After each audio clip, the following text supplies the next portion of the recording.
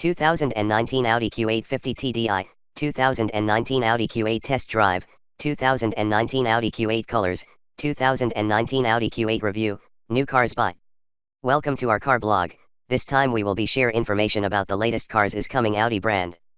The title of an article we take is 2019 Audi Q8 50 TDI, 2019 Audi Q8 Test Drive, 2019 Audi Q8 Colors, 2019 Audi Q8 Review, New Cars Buy. We will be try discuss details about this car, ranging from reviews, concept, redesign, rumors, exterior, interior, specs, changes, engine, colors, pictures, release date and also prices. Congratulations to read and we hope you enjoy it and then we'll come back again here.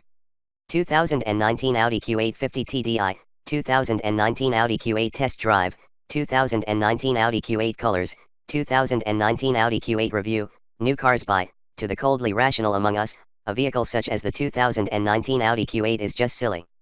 But nobody likes the coldly rational because they are invariably a drag. Take it elsewhere, Spock. Highs, surprisingly comfortable ride, sleek and roomy interior, not goofy looking like most of its ilk. Lows more money than the Q7 for less utility and only slightly more power. The Q8 is, in the words of its maker, a fusion of a four-door luxury coupe and a large SUV, with echoes of the Ur Quattro. Huh. That's sure to drive automotive taxonomists up a freaking wall, even those who know Ur Quattro refers to the original Quattro coupe from the 1980s. But take a look at the Q8, the company's newest truckish thing that goes on sale in the United States in October, and you know exactly what it is. It is a BMW X6 analog, a less elephantine Mercedes-Benz GLE coupe, a spiritual successor to the Acura ZDX. It is a German car fan's Range Rover Sport. It is fashion. It is the fashion of sacrificing practicality and utility and efficiency for the sake of style. Stated plainly, it sounds as if we hate the idea, but we don't necessarily. We like the Mercedes-Benz S-Class Coupe, which is nearly the length of a minivan but seats only 4, and that is way sillier than this Audi. Sacrificial style. There are some sacrifices you'll make when choosing the Q8 over, say, the mechanically similar Q7. First, money. Audi has not yet revealed a US price for the Q8, but it surely will start higher than the $50,875 base level Q7, since it skips that model's turbocharged 2.0-liter inline-4. Instead, it will be powered exclusively by a 335 HP turbocharged 3.0-liter V6. The Q7's upgrade engine is an older, supercharged, 333 HP 3.0-liter V6.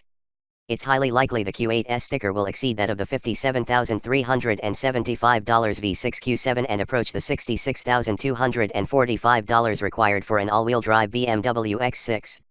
If you want to buy a more expensive version of the Audi, wait for the forthcoming SQ8.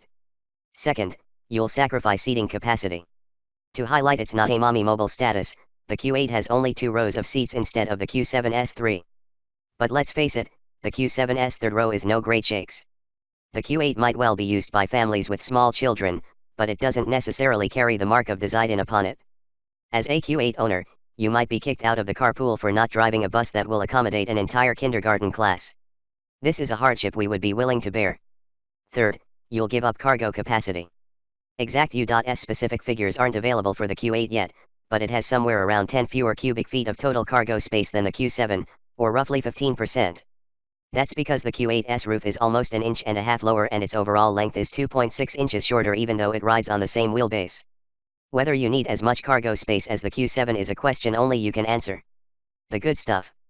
The Q8 compensates with a score sheet fat with positive attributes.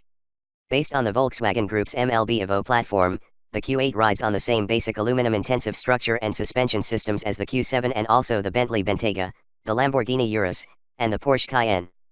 Using the same platform as those high-end performers is like buying a somewhat more modest house in an exceptionally tawny neighborhood. An added bonus, the Audi looks immeasurably better than the garish Lambo and the gawky Bentley.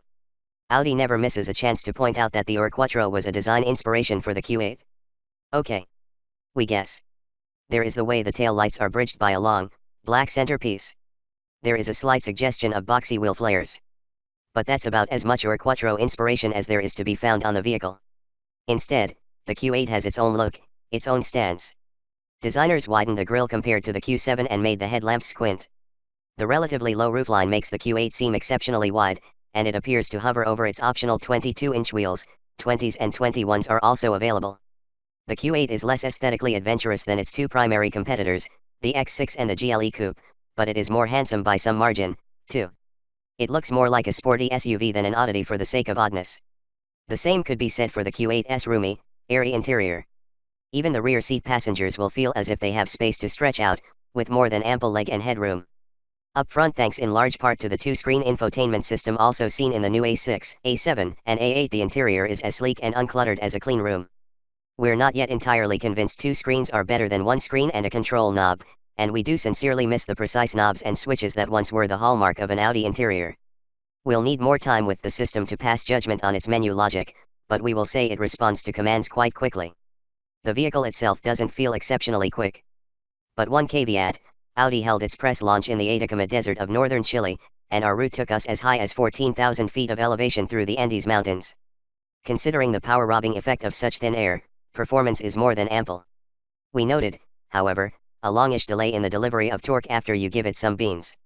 When driving at cloud height, plan your passes well in advance. We'll get back to you with a more definitive assessment when we drive the vehicle closer to sea level. We've been impressed with this turbocharged 3.0-liter V6 in previous drives of other models equipped with it. It is smooth if not exactly sonorous in this application, too. It's bolted to the ubiquitous and excellent ZF8 speed automatic, and all Q8s come with standard full-time all-wheel drive that has a rearward torque bias. We did only very light off-roading on our drive, but the all-wheel drive system coped well with the sandy conditions we experienced in vehicles wearing summer tires.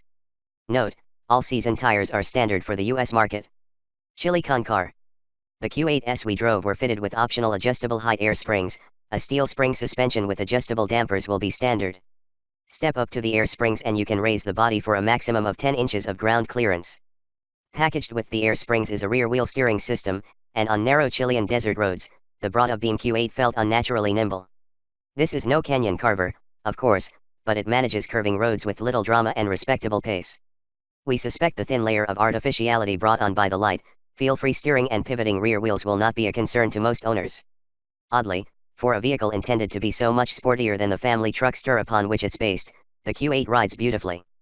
Even on the 22s, the Q8 is supple and never floaty. And, believe us, our route was no press drive cakewalk.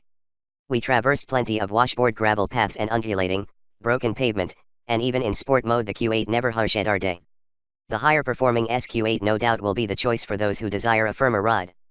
As has been the case with a few other recently unveiled Audis, not all of the highest tech wizardry will be available in the US versions.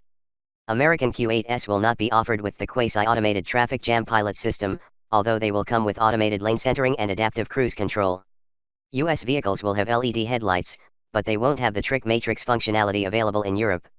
The matrix system can turn off individual LEDs in the clusters to shape the light pattern around oncoming traffic, pedestrians, and the like.